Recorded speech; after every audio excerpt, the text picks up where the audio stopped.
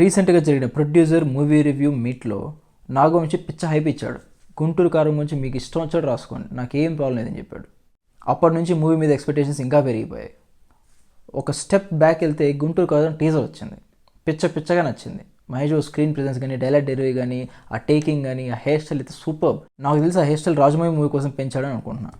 Movie కూడా ఏదో Rajamouli cinema gap ఉంది కాబట్టి ఏదో అంతలోపు సర్దేద్దాం అని తీయకుండా ప్రాపర్గా తీశారని నేను ఎక్స్పెక్ట్ చేస్తున్నా.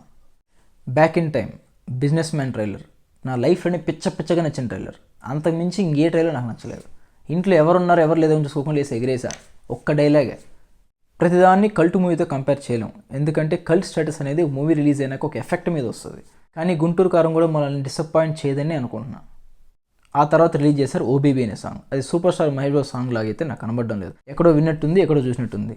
అది ఎందుకు రిలీజ్ చేశారో నాకు కూడా తెలియదు.